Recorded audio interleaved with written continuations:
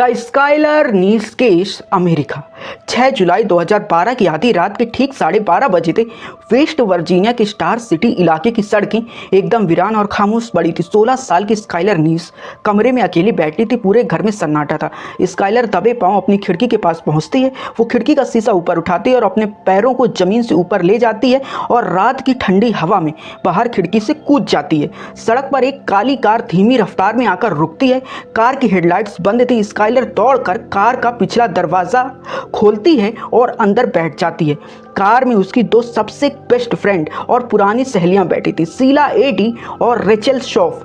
तीनों लड़कियां हंसती हैं, बातें करती हैं और कार स्टार सिटी की सरहद पार करके यानी स्टार सिटी का बॉर्डर पार करके पेंसिल्वेनिया के घने अंधेरे जंगलों की तरफ बढ़ जाती है। स्काइलर को लगता है कि वो अपनी बेस्ट फ्रेंड के साथ एक लेट नाइट राइड पर जा रही है, लेकिन उसे अंदाजा भी नहीं था कि जिस कार में वो मुस्कुराते हुए बैठी है उसकी डिक्की में पहले से ही रसोई के दो बड़े धारदार चाकू, ब्लीच की बोतल्स, गंदे टॉवल्स और फावड़ा रखा हुआ है। अगली सुबह स्काइलर के पिता डेव नील्स अपनी बेटी को जगाने उसके कमरे में जाते हैं तो कमरे की हालत देखकर उनके होश उड़ जाते हैं। बिस्तर खाली था, खिड़की खुली हुई थी और बाहर की बेंच पर स्काइलर के पैरों के निशान पड़े थे। स्काइलर का फोन बंद आ रहा था। उसके घर वाले बदहवास होकर यानी कि घबराकर पुलिस स्टेशन पहुंचते हैं। शुरुआत में पुलिस को लगता है कि एक टीनेजर जो 16 साल की अपने दोस्तों के साथ घर से भाग गई है, लेकिन स्काइलर के माता पिता जानते थे कि उनकी बेटी कभी बिना बताए कहीं नहीं जाती। इधर पुलिस अपनी इन्वेस्टिगेशन स्टार्ट करती है और उधर स्काइलर की दोनों सहेलियां शीला और रेचल स्काइलर के मॉम डैड के घर पहुंचती हैं। शीला आंसू बहाते हुए स्काइलर की मां को गले लगाती है और पुलिस को बताती है कि रात को उन्होंने स्काइलर को कार में जरूर बैठाया था, लेकिन रात को 2 बजे के करीब उन्हें उसके घर पर ड्रॉप कर दिया था, वापस छोड़ दिया था स्काइलर को उसके घर पर। दोनों लड़कियां सोशल मीडिया पर मिसिंग स्काइलर का पोस्ट शेयर करने लगती। शीला ट्विटर पर लिखती है यानी कि शीला ट्विटर पर पोस्ट करती है, प्लीज स्काइलर घर वापस आ जाओ, मुझे तुम्हारी बहुत याद आ रही है।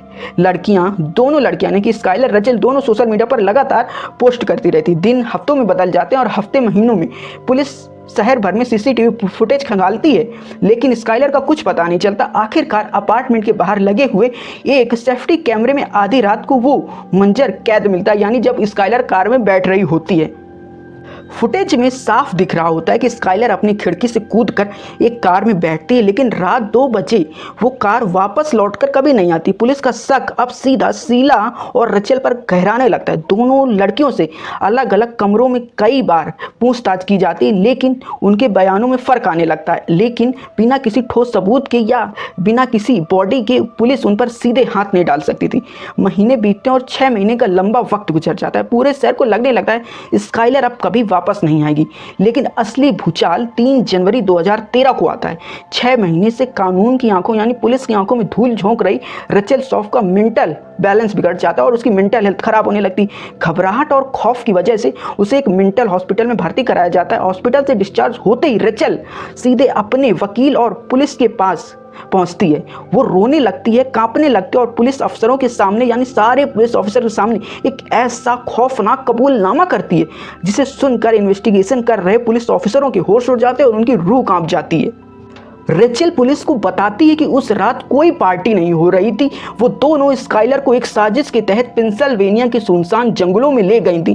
तीनों कार से बाहर निकलती हैं और सिगरेट पीने लगती हैं। स्काइलर जैसे ही कार से अपना लाइटर उठाने के लिए मुड़ती है, शीला और रेचल एक दूसरे की तरफ देखती हैं। शीला मन ही मन काउंटिंग शुरू करती है, 1 2 3, और अचानक दोनों लड़कियां अपने जैकेट में छिपा हुआ किचन का लंबा चाकू बाहर निकालती हैं। इससे पहले स्काइलर कुछ समझ पाती, उसकी अपनी ही बेस्ट फ्रेंड्स उस पर चाकुओं से टूट पड़ती। स्काइलर चीखती है, दया की भीख मांगती है और अपनी जान बचाने के लिए उन दोनों से लड़ती भी है। वो चीखते हुए पूछती है, तुम दोनों मेरे साथ ऐसा क्यों कर रही हो? लेकिन उन दोनों साइको फ्रेंड्स पर उस दिन हैवानियत सवार होती है। वो स्काइलर के पेट, गले और छाती पर तब तक वार करती रहती जब तक कि उसकी चीखें हमेशा के लिए खामोश नहीं हो जाती। स्काइलर के शरीर पर चाकुओं के 50 से ज्यादा घाव दिए जा चुके थे। मर्डर करने के बाद वो स्काइलर की बॉडी को गड्ढे में दबाने की कोशिश करती हैं, लेकिन जमीन सख्त होने की वजह से फावड़ा काम नहीं करता। फिर वो स्काइलर की लाश को सूखी पत्तियों और झाड़ियों से ढक देती हैं, अपने खून से सने कपड़े बदलती हैं और ब्लीच से कार को साफ करके घर वापस आ जाती हैं। जब पुलिस ऑफिसर्स रेचल से पूछते हैं कि तुमने अपनी ही बेस्ट फ्रेंड को इतने बेरहमी से क्यों मार डाला, तो रचेल का जवाब था क्योंकि वो हमें नहीं पसंद थी, हम उससे नफरत करते थे और हम उससे पीछा छुड़ाना चाहते थे। रचेल पुलिस को उसी जंगल में ले जाती है।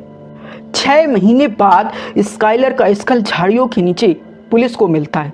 डीएनए रिपोर्ट से ये बात क्लियर हो जाती है कि वो हड्डियां स्काइलर नीस की ही होती हैं।